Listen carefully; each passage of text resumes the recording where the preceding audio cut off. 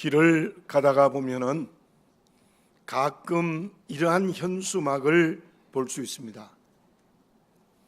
홍길동 사법시험 합격,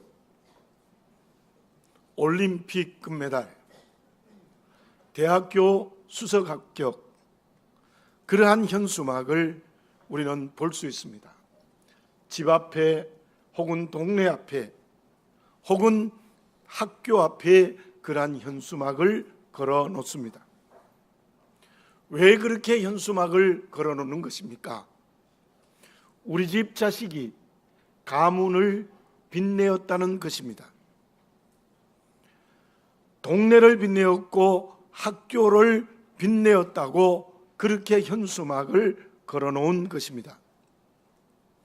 저와 여러분들은 하나님의 자녀들입니다. 어떻게 하면 하나님이 기뻐하시는 자녀가 될 수 있습니까? 본문의 말씀 6절을 다시 한번 봉독해 드립니다. 내 의를 빛같이 나타내시며 내 공의를 정오의 빛같이 하시리로다. 하나님의 자녀인 우리에게 하나님이 여러 가지 은혜를 베푸십니다. 구원의 은혜도 베푸셨고 함께하는 은혜도 베푸셨고 온갖 은혜를 베풀어 주시는데 그 중에 또 한 가지의 은혜가 이러합니다. 내 의를 빛같이 나타내신다는 겁니다. 내 공의를 정오의 빛처럼 나타내신다는 뜻입니다. 본문의 말씀에 기록된 정오의 빛이라는 말은 그 시제가 복수로 쓰여져 있습니다. 하나의 빛이 아니라 여러 개의 빛이라는 것입니다. 무슨 뜻입니까? 이 세상의 어떤 빛도 밝힐 수 없는 가장 환하고 밝은 빛이라는 거예요. 햇빛이 아무리 강해도 그늘진 곳이 있습니다. 그러나 그 빛은 그늘진 곳이 없이 전부 다 환하게 드러내는 밝은 빛이라는 뜻입니다. 내 의는 무엇입니까? 내 공의는 무엇입니까? 하나님의 약속대로 살아가는 것입니다. 법적이거나 도덕적으로 의롭다라는 것을 넘어서는 뜻입니다. 다시 말씀드리면 하나님의 약속의 말씀을 말씀 그대로 삶에 실천하는 것, 그것이 공의이고 그것이 의입니다. 그 말씀의 의미가 무엇입니까? 말씀대로 살아가는 것이 온 가족들에게 비추어야 합니다.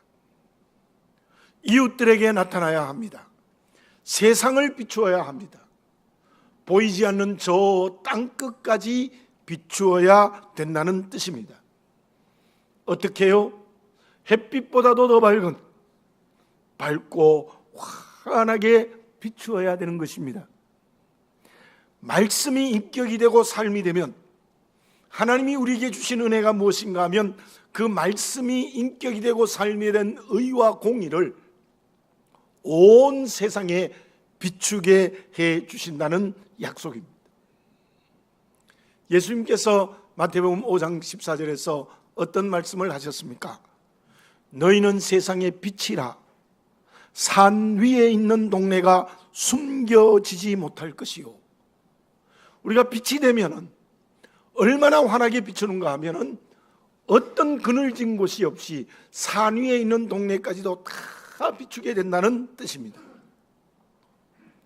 바울이 어떻게 그 당시의 세계인 소아시아와 유럽 그리고 로마에까지 복음을 증거할 수 있었습니까? 그야말로 바울은 세상의 빛이 되어서 많은 사람들에게 그 빛을 비추었습니다. 그것은 다메섹 체험을 통하여 성령께서 주시는 십자가와 부활이라는 복음의 의요 공이었기 때문입니다. 다시 말씀드리면 바울은 복음을 손에 들고 있었기 때문에 본문의 말씀처럼 의롭고 공의로운 사람이 되었고, 그러므로 성령께서 바울이 가지고 있는 복음이 빛이 되게 해 주신 것입니다. 바울의 동역자인 데마는 왜 복음 증거하는 길을 중도에서 포기해 버렸습니까?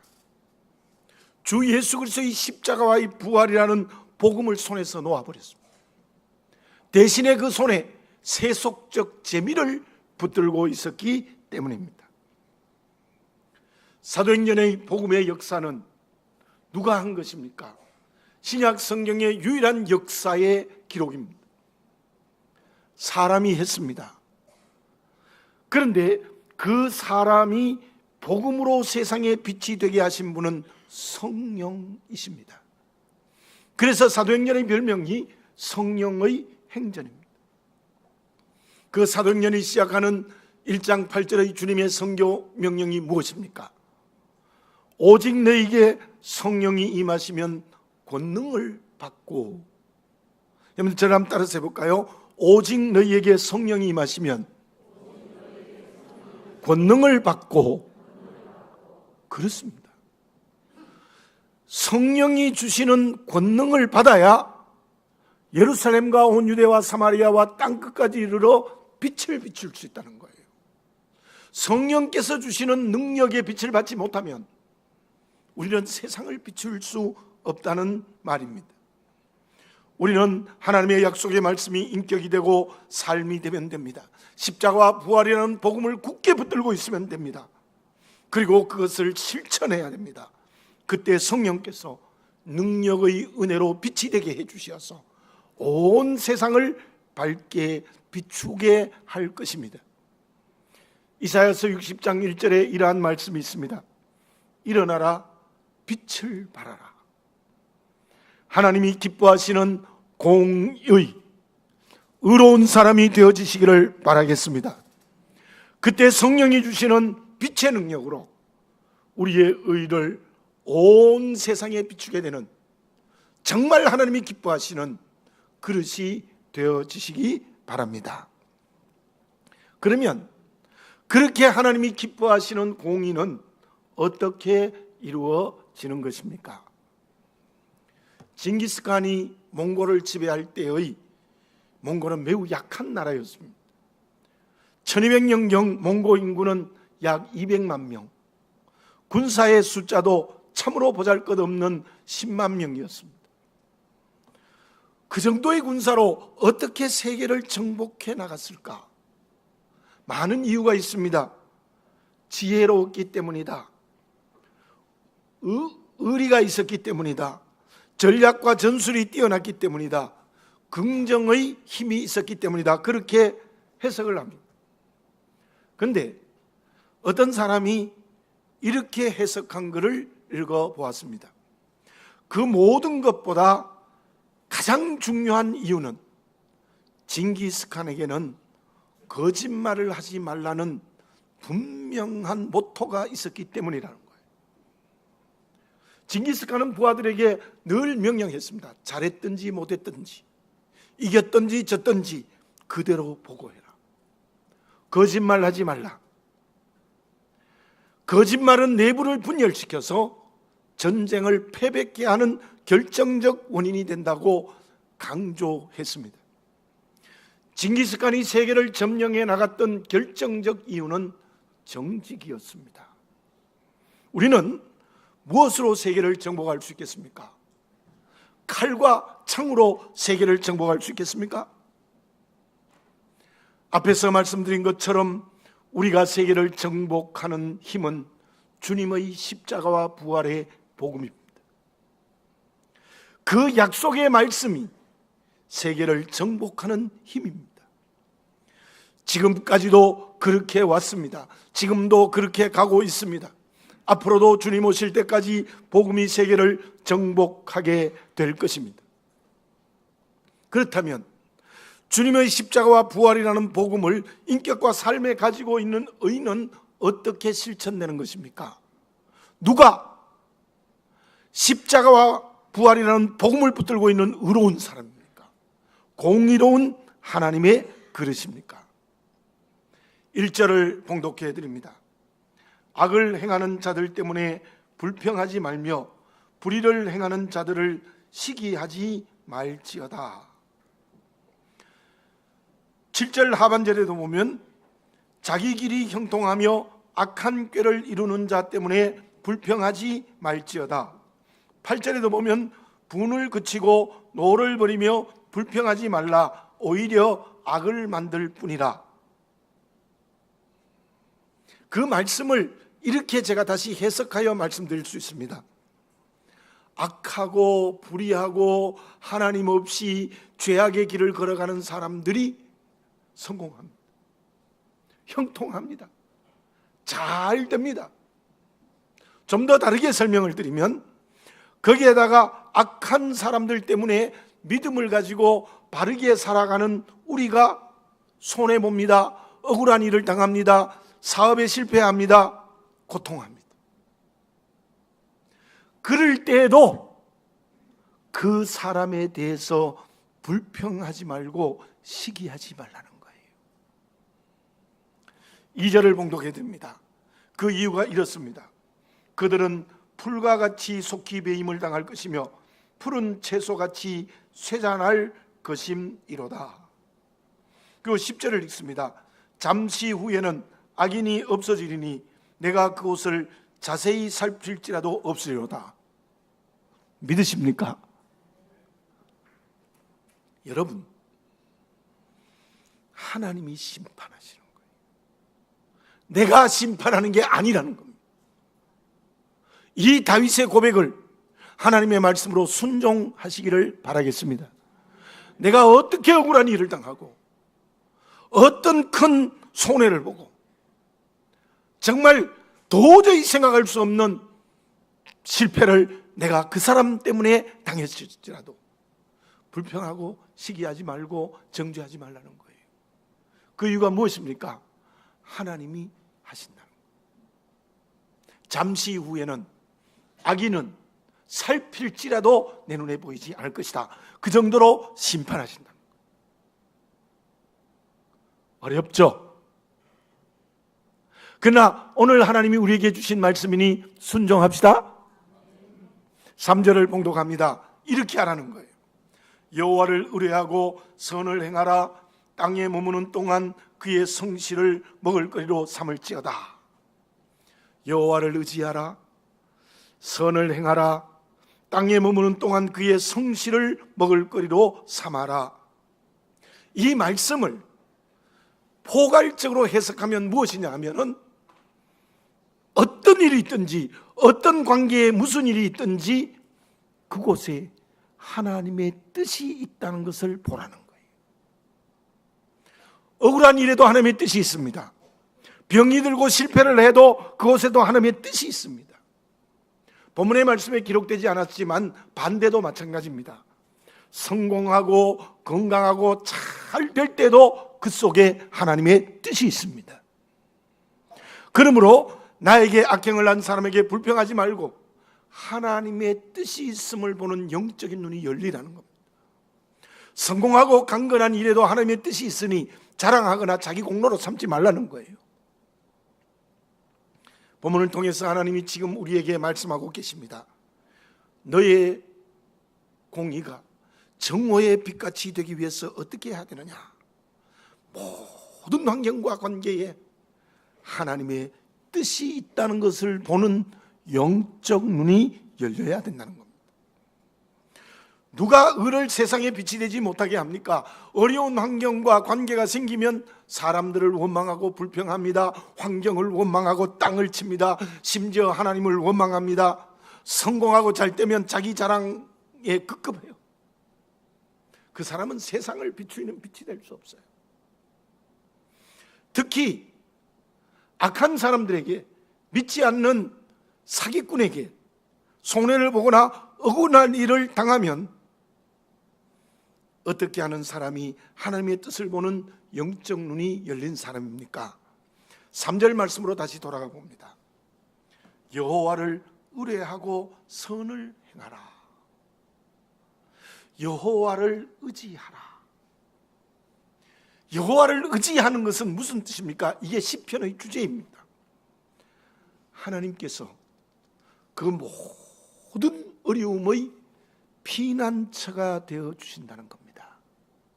여러분, 사람을 불평하지 말고 시기하지 말고 정죄하지 말고 하나님의 뜻이 있음을 보는 영적 눈이 열린 사람은 하나님이 내 이 문제를 해결해 주는 피난처가 되는 믿음을 가진 사람이라는 거예요. 시편에는 다윗의 시편이 제일 많습니다. 오늘 본문의 말씀도 다윗의 노래입니다. 다윗이 가장 큰 어려움을 당했던 것은 사울에게 죽임을 당하는 위기를 계속해서 겪습니다. 그때 다윗은 어떻게 고백을 했습니까? 시편 18편 2절에서는 이렇게 고백합니다. 여러 가지를 말씀하셨는데 요새라 여러 가지 말씀하셨는데 이런 말씀을 해요. 여호와는 그 안에 피할 나의 바위시오. 7편 1절에는 이렇게 고백합니다. 여호와 내 하나님이여 내가 주께 피하오니 나를 쫓아오는 모든 자들에게서 나를 구원하여 내소서.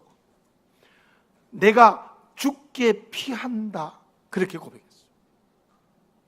원수들을 손에서 구원해달라는 호소는 했지만 본문의 고백처럼 악을 행하는 사람들 때문에 불평하지 않았습니다. 마음의 고백은 했지만 시기하지 않았습니다. 왜 그렇습니까? 다윗은 그 모든 일에 주신 하나님의 구별된 뜻을 보았습니다. 그리고 오직 하나님만이 그의 피난처였기 때문입니다. 다윗은 실제로요, 사울을 죽일 수 있는 기회가 성경의 기록을 보면 2번 있었어요. 그때도 옷자락을 베고 물병과 창을 가지고 오고 죽이지 않았어요. 이게 가능한 일입니까? 죽이지 않으면 내가 죽는데요. 그런데도 죽이지 않았어요.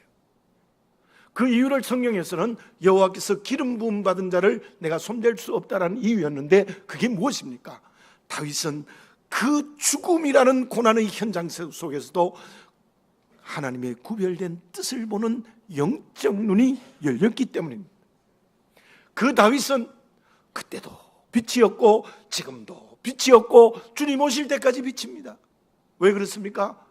예수님이 다윗의 자손이지요. 그 예수 그리스도를 통해서 우리가 구원받고 생명의 길을 걸어갑니다. 다 다윗에게 출발한 겁니다. 다윗을 통하여 지금까지, 오늘 또 예수님 오실 때까지 다윗의 공의가 온 세상에 빛을 비추어 환하게 빛나고 있는 것입니다. 예수님이 이 세상에 오셨을 때 주님을 죽이려고 했던 헤롯이 있습니다. 우리가 알고 있는 대헤롯입니다. 이중성을 가진 교묘한 자였습니다. 주님께 경배하겠다고 박사들에게 말해놓고 사실은 죽이려고 했습니다. 자기 권력에 문제가 되는 모든 사람을 죽였습니다. 겉으로는 하나님을 믿는 척 했지만 실제로는 권력의 노예였습니다. 그는 다윗과 정반대의 사람입니다. 로마의 아부에서 권력을 지키려 했습니다. 하나님의 뜻은 간 곳이 없습니다. 자기 멋대로 살았습니다. 그러므로 하나님을 의지하지 않았습니다. 그는 하나님의 심판의 대상이 될 수밖에 없었습니다. 누가 가까이에서 멀리까지 복음의 빛을 비추이는 하나님의 자녀가 될 수 있겠습니까? 누가 그 공의의 하나님의 복음의 빛을 온 세계를 정복할 수 있겠습니까? 모든 일과 관계에 하나님의 뜻이 있음을 보는 영적 눈이 열린 사람입니다. 다시 한번 제가 여러분에게 고백합니다. 저도 목회하다가 큰 어려움이 있었습니다. 저 목사입니다. 그런데 그 어려움이 있을 때 어려움을 주는 사람을 불평했습니다. 시기했습니다. 그리고 하나님 앞에서도 하나님을 막 원망했습니다. 하나님이 살아계신데 내가 무슨 큰 잘못을 했습니까? 왜 이렇게 내게 고난을 줍니까? 하나님을 막 원망했어요. 이 설교할 자격이 제가 없습니다. 정말 그 고난 앞에서 사람을 불평하고 시기하고 하나님을 원망했습니다. 그리고 심한 병에 시달렸습니다. 그런데 지금 와서야 깨닫습니다. 아, 그렇구나. 그 고난 속에 하나님의 뜻이 있었구나. 그 고난을 통해서 성함교회가 시작되어졌습니다. 그 고난을 통하여 베트남 선교의 문을 열게 했습니다. 왜 이것을 보지 못했을까? 여러분들 저같이 우둔한 불신앙의 사람이 되지 마십시오. 저와 여러분, 정말 지금 당하는 그 고난이, 지금 당하는 억울함이, 지금 당하는 눈물이, 지금 당하는 고통이 여러분 구별된 하나님의 뜻이 있습니다. 거기에 대한 영적 눈을 열어 젖히시기를 바라겠습니다. 하나님의 뜻을 보지 아니하고 지금도 보이는 것에 집착하고 있지 않습니까? 그래서 사람에게 불평하고 시기하며 하나님을 원망하고 있지 않습니까? 영적인 눈을 열어 구별된 뜻이 있음을 보는 다윗의 눈이 우리의 눈이 되어져야 될 줄로 믿습니다. 그때 그 사람의 의와 공인 복음의 빛을 온 세상에 비추어 주실 줄로 믿습니다. 그러면 그 모든 일에 하나님의 뜻이 있음을 보므로 그 의가 세상의 빛으로 나타나는 그리스도인은 어떤 경건이 있어야 됩니까? 다르게 말씀드리면 영적인 눈을 열어 하나님의 뜻을 볼 수 있는 그 눈은 무엇을 통해서 열려지겠습니까? 어떤 사람이 이렇게 말했습니다. 가을은 잃어버린 언어를 되찾는 계절이다. 지금 이 시대의 사람들은 디지털 문화에 매여 있습니다. 제가 전철을 가끔 타는데 전철을 타보면요, 거의 모든 사람이 전화기를 보고 있어요. 대부분이 다 그렇습니다. 그럼 김성 목사는 어떠냐? 저도 전화기를 봅니다. 기가 막히는 거죠. 제가 집에 있을 때도 전화기를 너무 많이 봐서 집사람에게 혼날 때도 있습니다. 이렇게 핸드폰 때문에 말을 잃어버렸어요. 대화를 하지 않아요. 그리고 심한 생존 경쟁에서 우리의 언어가 아주 거칠어졌습니다. 순수하고 아름다운 말을 잃어버렸습니다.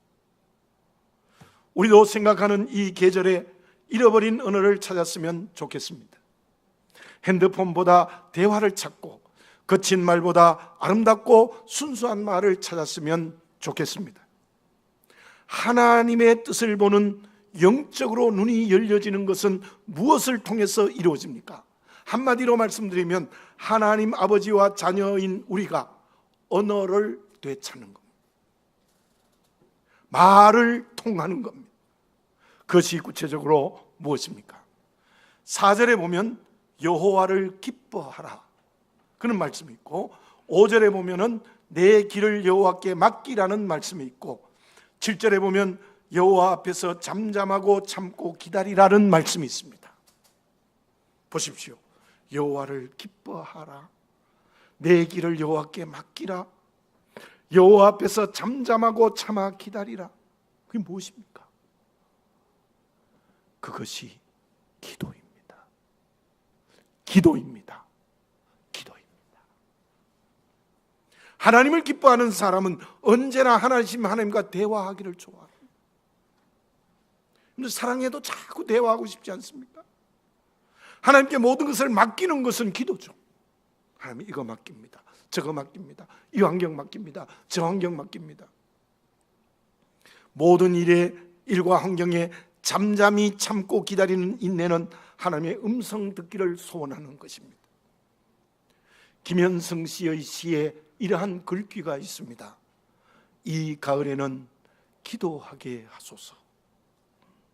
이 가을에 자녀인 우리가 아버지신 하나님과의 언어를 회복하는 역사가 성령으로 일어나시기를 바라겠습니다. 말씀을 드리는 기도의 사람이 되어지기 바랍니다. 응답을 받는 하나님의 자녀가 되시기 바라겠습니다. 진정 우리가 모든 일과 관계에 하나님의 뜻이 있음을 보아야 합니다. 그래야 세상에 빛이 될 수 있는데, 그 영적인 눈이 열려 하나님의 뜻을 보는 것은 기도를 통해서 영적인 눈을 열어 하나님의 뜻을 보게 되는 것입니다. 바울은 데살로니가 성도들에게 어떤 권면을 했습니까? 데살로니가전서 5장 17절 18절에 이러한 내용이 있습니다. 쉬지 않고 기도드리는 것이 그리스도 예수 안에서 너희를 향하신 하나님의 뜻이라고 말씀하셨습니다. 그렇습니다. 쉬지 말고 기도드립시다. 하나님과의 대화의 문을 엽시다. 하나님과 소통합시다. 그때 우리의 영적인 눈이 환하게 열려서 하나님의 뜻을 보는 역사가 일어나게 될 줄로 믿습니다. 왜 그렇습니까? 4절을 제가 다시 읽습니다. 여호와를 기뻐하라. 그가 내 마음의 소원을 내게 이루어 주시리로다. 믿으십니까? 여호와를 기뻐하라. 그가 내 마음의 소원을 내게 이루어 주시리로다. 5절 또 무엇입니까? 내 길을 여호와께 맡기라. 그를 의지하면 그가 이루시고 분명히 이루어 주신다고 말씀하셨어요. 특히 절망에서 울고 있을 때 하나님은 눈물을 닦아주세요. 저는 직접 경험했어요. 예수님께서 내 눈물을 닦아주시더라고요. 그러니까 해결되더라고요. 일을 이루어 주십니다. 이기게 하십니다. 다시 말씀드리면 정말 하나님께 깊이 기도하여 영적인 눈을 열어 하나님의 뜻을 보게 되면 절망에서 희망의 사람이 됩니다. 소망의 사람이 될 수 있다는 겁니다. 다윗이 얼마나 기도 많이 하는 사람이었습니까? 아시죠? 우리 역대상서 묵상했는데요. 전쟁을 어떻게 할까요? 앞으로 가라. 앞으로 가면 이겼습니다. 뒤로 기습하라. 뒤로 기습하라. 이 다윗이 기도의 사람이었어요. 기도를 그렇게 많이 하는 사람이니까 영적인 눈을 열어 하나님의 뜻을 보고, 그리고 그의 공의와 의가 온 세상에 비추는 빛이 되지 않았습니까? 이스라엘 국기에는 무엇이 있습니까? 다윗의 별. 그는 이스라엘 나라에 아직도 다윗이 별빛으로 비치고 있다는 거예요. 사도 요한은 복음 증거하다가 반모섬에 정배를 당했습니다. 그곳에서 요한이 광산에서 노동을 했다는 설도 있고 혹은 무인도였다는 설도 있습니다. 얼마나 힘들었겠어요. 복음 증거했는데 잡혀서 저 반모섬으로 귀양 간 겁니다. 얼마나 절망적이었습니까? 희망의 빛이 전혀 보이지 않을 때였습니다. 그런데 그때 요한은 무엇을 했습니까? 하나님께 엎드렸습니다. 깊이 기도드렸습니다. 그 기도의 응답이 요한계시록입니다. 마지막 때의 일을 계시로 보여주었습니다. 그 말씀이 오늘 우리에게 얼마나 큰 희망을 주고 있습니까? 그때 요한은 모든 절망을 넘어서서 희망을 가지게 되었습니다. 그 희망은 그 후 풀려나서 100살이 넘을 때까지 에베소 교회의 감독 목회를 한 사람이 되지 않았습니까? 처음 죄를 범했던 하와의 죄가 무엇입니까?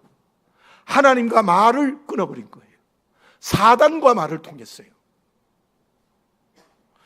사단과 언어를 통하고 하나님과 말을 끊으니까 죄와 죽음의 절망의 감옥에 갇혔죠. 그뿐이겠습니까? 그 아담과 하와로 말미암아 저와 여러분들 모두가 다 죄와 죽음이라는 절망의 늪에 빠졌죠. 여러분, 사무엘의 말처럼 기도드리지 않는 게 죄입니다. 기도드리지 않음으로 우리는 절망의 나락에 떨어지는 것입니다. 기도드리지 않으니 영적인 눈은 감겨버렸고 하나님의 뜻은 간곡이 씌었고 자기 멋대로 살아가는 거예요. 도종환 씨가 쓴 담쟁이라는 시가 있습니다. 제가 지난번에 그 시를 읽고 또 읽었습니다. 그 중에 일부를 소개해 드리겠습니다. 물 한 방울 없고 씨앗 한 톨 살아남을 수 없는 저것은 절망의 벽이라고 말할 때 담쟁이는 서두르지 않고 앞으로 나아간다. 푸름의 절망을 다 덮을 때까지 결국 그 벽을 넘는다. 특히 이 말을 한번 들어보세요. 푸름의 절망을 다 덮을 때까지. 저는 그 담쟁이라는 시를 읽으면서 그 담쟁이는 성도의 기도라고 생각합니다. 기도는 절망의 벽을 다 희망으로 덮어버리는 그런 하나님의 능력입니다. 사단을 이기는 영적 무기입니다. 그러므로 기도를 통하여서 하나님의 뜻을 제대로 볼 수 있는 영적인 눈이 열리는 것입니다. 그 사람의 의, 그 사람의 공의, 그 사람이 가지고 있는 십자가 부활이라는 정말 공의가 성령께서 가까이서 멀리까지 온 세상을 비추게 해주시는 놀라운 역사를 허락하여 주실 줄로 믿습니다. 결과는 어떻게 되어졌습니까? 시편의 가장 큰 주제는 행복한 사람입니다. 그 행복을 시편 1편에서는 시냇가에 심은 나무가 때를 따라 열매를 맺는 것이라고 말씀합니다. 본문의 9절에 보면은 여호와를 소망하는 자들은 땅을 차지하리로다 라는 말씀이 있고, 11절에도 온유한 자들은 땅을 차지하며 이라는 말씀이 있습니다. 땅을 차지한다는 이 말씀과 시편 1편에 있는 때를 따라 열매를 맺는 시냇가의 나무는 저는 같다고 생각합니다. 정말 행복한 사람이 됩니다. 공의를 세상에 비추면. 어떻게 행복한 사람이 되느냐? 하나님이 땅을 주신다는 거예요. 땅을 주신다는 것은 물론 물질적 축복, 지위의 축복, 세상의 축복도 돼요. 내가 버는 물질, 내가 갖는 지위, 내가 있는 건강 전부 하나님이 주신 축복의 열매가 된다는 거예요. 뿐만 아니라 그 말씀의 진정한 의미는 공의로 세상의 빛을 비추는 너가 가는 곳에 구원의 열매가 맺히고, 그리고 가는 곳곳마다 하나님의 나라가 이루어진다는 뜻입니다. 정오의 빛처럼 세상의 빛이 되면 하나님께서 복 있는 사람이 되게 하십니다. 땅의 기업을 주시고 물질의 열매를 축복으로 주십니다. 더 큰 축복은 우리의 삶의 자리를 하나님의 나라가 되게 합니다. 구원의 열매를 맺게 합니다. 그러나 정오의 빛이 되지 못하면 시편 1편에 나오는 바람에 나는 겨입니다. 바람에 나는 겨, 열매가 없습니다. 그 인생은 바람에 날아가 버립니다. 허무합니다. 하나님의 심판의 대상이 됩니다. 엉터리 인생을 살아갑니다. 저와 여러분, 오늘을 어떻게 살아가시겠습니까? 이번 새생명 축제에 성령이 주시는 정오의 빛이 되어지시기 바라겠습니다. 그러므로 성령께서 주시는 구원의 열매를 맺는 기업을 얻으시기 바라겠습니다. 그것은 기도를 진정으로 하나님 앞에 드림으로 영적인 눈을 열어 하나님의 뜻을 볼 때 이루어지는 것입니다. 기도드리겠습니다. 사랑하는 아버지 하나님, 다시 한번 나를 보게 해 주시옵소서. 과연 나는 정오의 빛이 되게 하시는 성령의 은혜를 받고 있는지, 아니면 세상을 점점 어둡게 하는 불평과 원망의 노예가 되어 있는지를 보게 해 주시옵소서. 깊이 기도드려 우리의 영적인 눈을 열고 모든 환경과 관계에 하나님의 뜻이 있음을 볼 수 있는 열려진 그릇 되게 해 주시옵소서.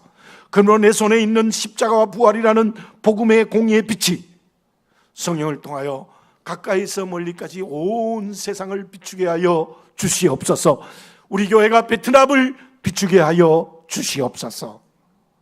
아버지 하나님, 이번 새생명 축제에 우리 모두가 성령께서 역사하시는 공의의 빛이 되게 하여 주시옵소서. 예수님의 이름으로 기도드립니다. 아멘.